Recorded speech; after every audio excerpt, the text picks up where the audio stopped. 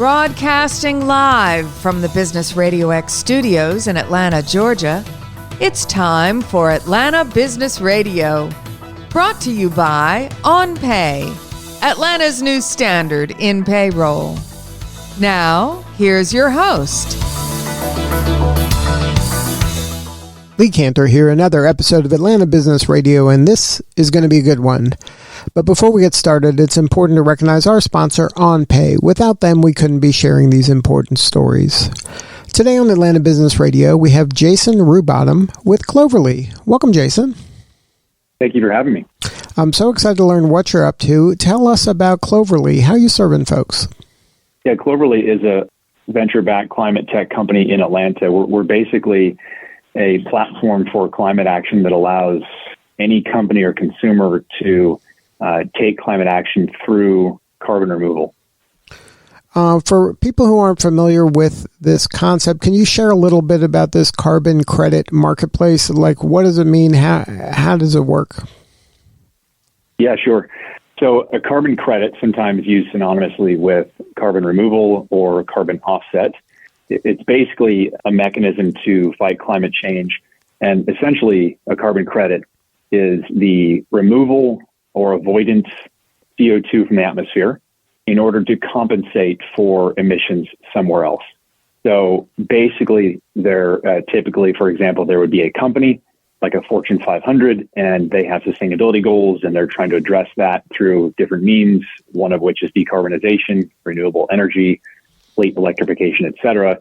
But even with all of that, they still will have a significant amount of unavoidable emissions that still have to be addressed, or else we won't come anywhere near the goals laid out in the Paris Agreement for climate change. And so in that case, the corporate would effectively be willing to pay another party to remove or sequester CO2 from the atmosphere. So there are different ways to do that, different parties that would do that for them. And one example is tree planting. Trees absorb carbon from the atmosphere. Another example could be there are lots of human engineered solutions such as direct air capture. And in that case, there's literally a machine sucking CO2 out of the atmosphere and storing it underground permanently. And so that's what a carbon credit is. And the reason that's important is if you look at what's needed to solve climate change, look ahead to the year 2050 in a net zero world that we have to get to, about 80% of that has to come from decarbonization. Examples that I mentioned a minute ago. However, that still requires 20% of the solution to come from carbon removal. That's about 1 billion tons of CO2 per year. So it's a massive amount. And so we have to scale to that from a market today where it's a lot less than that. But that's a very critical role in the fight against climate change. And that's how Cloverly fits in, is we're a platform that facilitates that climate action through carbon credits. So now let me see if I understand this. There's on one side of the ledger are people that are creating a lot of carbon, right? There's a lot of CO2 being emitted in a variety of ways in a lot of organizations. And then on the other side of the ledger are people that are doing things to remove carbon dioxide. Mm-hmm. And correct. So obviously we wouldn't be having this problem if there were more people on the side of the ledger removing carbon dioxide. And that's just not the case right now? Yeah, that's correct. There are so many emissions and so many unavoidable emissions today. Much of this is unfortunately that we're past the point where we can just start to reduce our emissions through decarbonization. There's already too much CO2 in the atmosphere, so it has to be removed. But also, you look at decarbonization, things like renewable energy and fleet electrification, that'll take several decades to get there. And so even, again, in a net zero world, year 2050, 20% of that still will require carbon removal, because even then we'll still have some unavoidable emissions. And so that's kind of how this all fits together.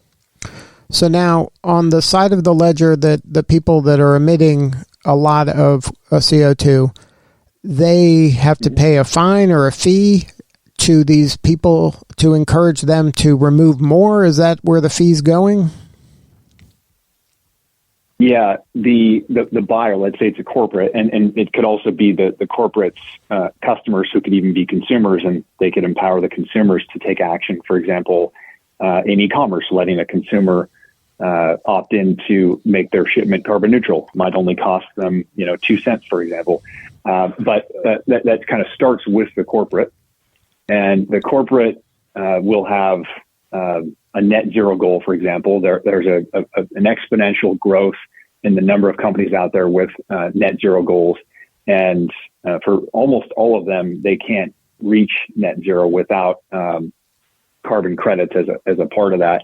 And so they will effectively buy a carbon credit, which is effectively paying someone called a project developer, like a tree planter, to go in and implement that project that removes the CO2. And there's a lot of science behind it, and things like the type of tree and the soil composition. And there's a whole, science to it. They get that verified by an independent third party that those claims are accurate about the CO2 removal, et cetera.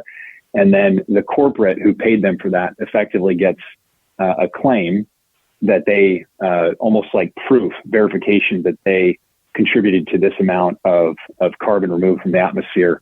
And that is a part of their overall net zero goal. Another illustration of that would be in many countries, especially in Europe, there's actually a carbon tax. And so companies are literally taxed on their carbon emissions.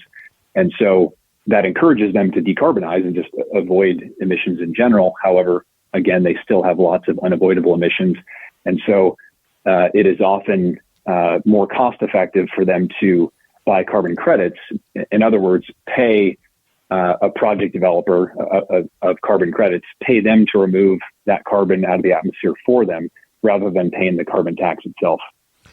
But I'm still confused now. The one I understand, people are emitting too much CO2, and say in my organization I'm emitting 1 million CO2 units, and I say, you know what, I want them all to be kind of zeroed out in this ledger. If I say I'm going to pay whatever I got to pay, and to get on the other side of the ledger, is that money actually removing that 1 million units of CO2, or is it just going to these people that at some future time, my 1 million units will be removed?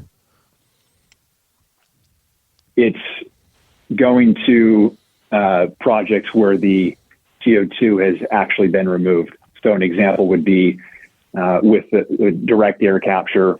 This machine sucks CO2 out of the air and then stores it underground permanently, or for at least 1,000 years. And then a third party, independent party, comes and verifies that has happened and that the claims are accurate, and specifically the amount of CO2 that has been removed. It's not until that point, it's officially verified, that then the corporate can buy that from them. So yes, at that point, it has already been done, and it's verified that the claims are accurate, that it's going to be stored away for the amount of time that it's claimed. But if everybody that's emitting too much says, I'm going to pay today, is there enough resources to remove all of the CO2 that's being emitted today? No, not even close, frankly. We have a really significant challenge across the board for climate change. There is no silver bullet, unfortunately, whether it's, you look at these other levers we have, like renewable energy and electrification of fleets and eliminating waste, et cetera. We really need all of them. None of them will come even close to solving the whole problem. And so carbon credits is just one piece of that solution. But if everybody who was emitting too much said, I'm going to pay my carbon credits to get to zero, that it would be impossible. In today's market, yes. So for example, today's market, there's about $1 billion worth in carbon credits purchased annually. And that is a directional reflection of how much supply is available. It's a reflection of how much capacity there is in the market. However, based on all the forecasts, this market is expected to be at least 50 billion by the year 2030 and 1 trillion by the year 2050. And so that is the kind of scale that is literally needed for us to reach the goals laid out in the Paris Agreement regarding climate change. But I will say that's not that unique to carbon credits. That's the kind of scale that we need to reach across the board. Things like fleet electrification and renewable energy. That's the kind of scale we need across all of climate tech. Now, is there kind of exponential growth in the side of the ledger that's removing the CO2? Is there as much effort and startup excitement on that side to just come up with new innovative ways to remove more and more CO2? Yeah, there is. It's quite exciting, actually. There's an incredible amount of investment going into this space to invest into projects that are removing CO2 and many different technologies, from direct air capture to biochar and utilizing the ocean and seaweed. Lots of different technologies, and governments are providing significant incentives and tax credits and subsidies across many different countries. Even the recent, IRA, the Inflation Reduction Act in the U.S. incorporated some of that for direct air capture. So there is a lot of that, actually. Yes. Now, when a carbon credit is purchased, does any of the money go to those startups or those innovators that are actually removing the CO2? It does, yeah. It's generally they're called the project developer, who's effectively removing that CO2 and creating the carbon credit, if you will, the carbon offset. And so, yes, they are the ones that are getting paid directly on that. So that's so every kind of dollar that's invested in carbon credits is going to someone whose mission is to solve the problem and remove the CO2. It would come from them or through an intermediary that's helping. When you think about the buyer side of the market, there are many, many different types of buyers, whether it be based on company size or geography or industry. They'll have different needs. And even think about buyer size all the way down to mid-market and small and medium-sized businesses and even consumers. It's effectively a really significant and nuanced market. So each of those different markets of buyers will have their own needs. And so there are many ways in which they need to be served. And so there will be different, like in other industries, you'd often think of them as like there could be a marketplace or a value-added reseller. So there will be many of those helping the project developers serve the end buyer. And then Cloverly's place in this marketplace is kind of to help facilitate and move those carbon credits to the people who need them? Yeah, that's correct. So you think about the carbon credit market, and it's very early, immature market, and it has some pretty significant challenges that have to be overcome in order for it to scale and really make the impact that is needed and expected. It's a highly opaque and fragmented market, near impossible for someone to just go identify what projects are out there for me to contribute to, what are the details, what's the true impact of it, how much does it cost, how much can I trust this? And it's almost like, e-commerce in 1990, where it didn't really exist, and it needed a lot of digital infrastructure to be built for it to scale. And so these are the problems that Cloverly is solving as a marketplace. We're making it digital, connecting buyers and sellers, using software to connect them and surface data so that buyers can access everything available and provide transparency to them about all the project information so they know what the most meaningful projects are and the prices and build trust, allow them to take action, and also to do this very easily. Because today, a buyer historically would feel like searching for a needle in a haystack if they were searching for carbon credits. And so those are the things that we're solving for as a marketplace.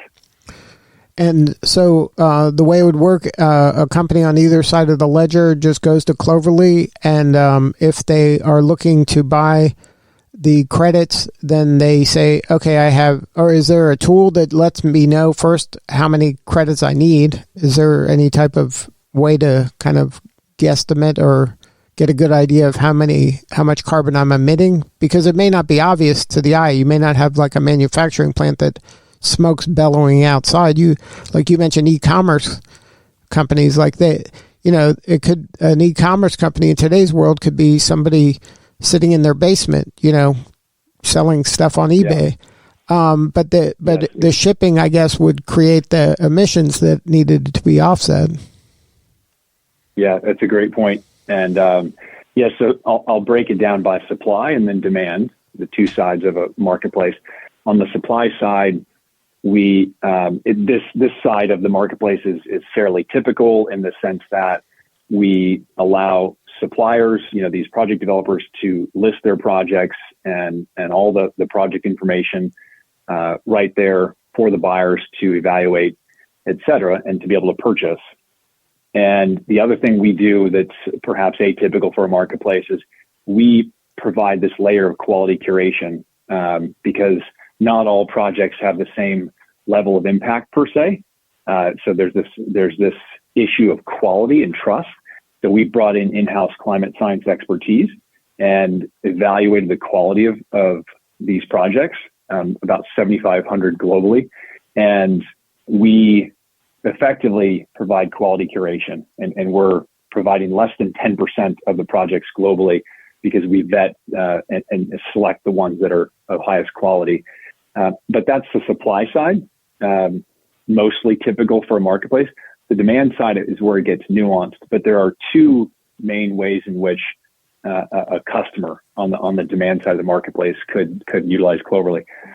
One is a direct purchase where, like, a head of sustainability or head of ESG for a corporate can come directly to Cloverly and purchase a portfolio of carbon credits, high quality, diversified across different geographies or technologies, et cetera. And then the second product is any company can utilize Cloverly software to embed climate action into their product. So that could be an e-commerce company building Cloverly into their checkout and enabling carbon neutral shipping and checkout. It can be in travel, such as carbon neutral flights. It could be other forms of shipping, like B2B shipping. It could be lots of financial products, such as credit cards, allowing the credit card holders, whether it's consumers or even businesses, to estimate their carbon footprint from their credit card transactions and then allow them to take action, contribute to carbon removal. And yes, to your point, we provide calculations for those. But we also, a lot of this is, it's enablement and making this accessible for companies depending on their situation. So many companies, to your point, have a different third party calculate their entire footprint, whether that's a consultant or a software company, which is called carbon accounting software.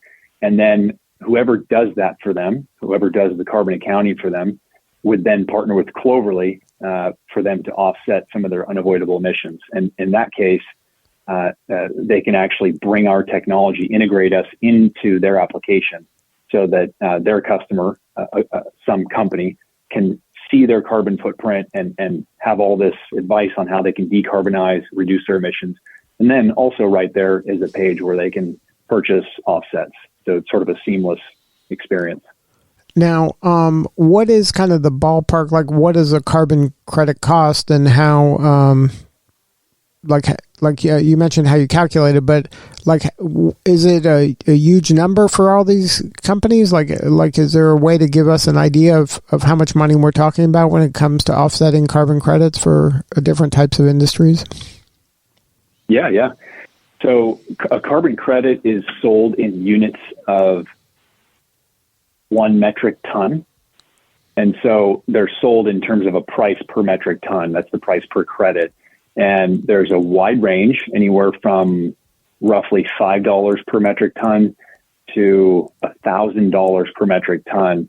The reason there's such a wide range is there are actually a few different reasons. The biggest is that in the range of $50 to $1,000 per metric ton is the human engineered solutions that are early stage, such as the direct air capture, and they play a really significant role in the solution long term, but they're new now and they haven't scaled yet. And so just like anything, they lack those economies of scale and they haven't brought the cost curve down.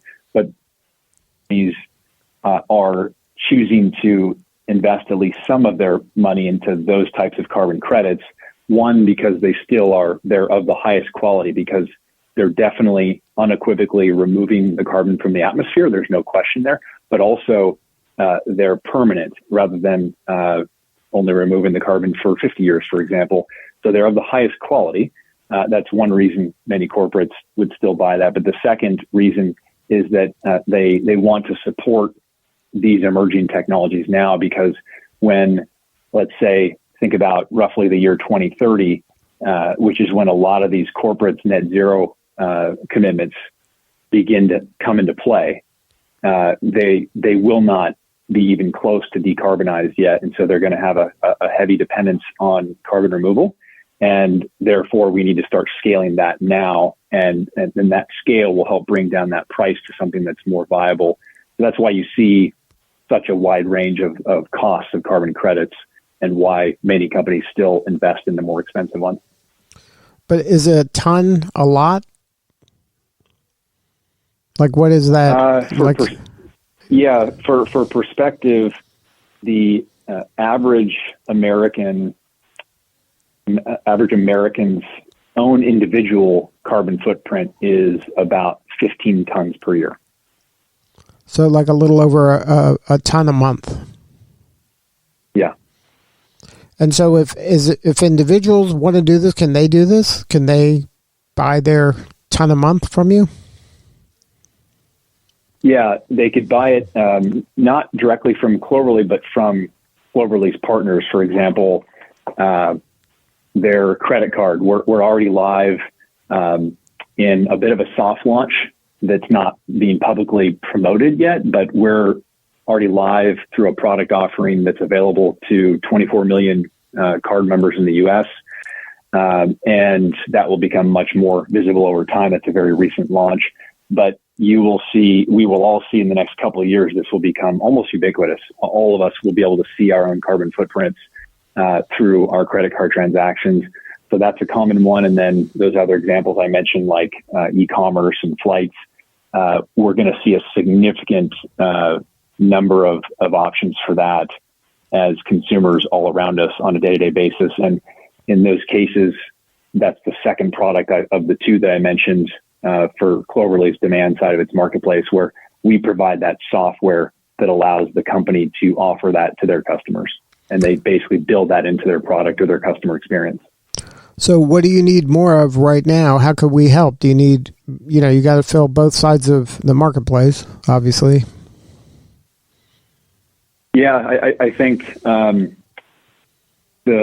biggest thing is companies taking action now. Even it doesn't have to be everything. It's progress over perfection, and start trying something, whether it be providing an offering to your customers and or start contributing to carbon removal toward your own sustainability goals and have a plan, again, progress over perfection, and start thinking about multi-year commitments because we do have to start now. I think that's the biggest thing. I mean, as a company that's growing in a market that has to scale really fast, naturally our biggest constraint is just hiring a large number of really, really talented people as quickly as possible, which is frankly going quite well. But if there's any folks out there who are passionate about climate making a difference, then we are hiring a lot, and feel free to check that out at cloverly.com. So is cloverly.com, that's the best way to get a hold of you or somebody on your team if somebody wants to learn more? Yeah. Well, Jason, thank you so much for sharing your story today. You're doing such important work, and we appreciate you. Yeah, thank you for having me. All right, this is Lee Cantor. We'll see you all next time on Atlanta Business Radio.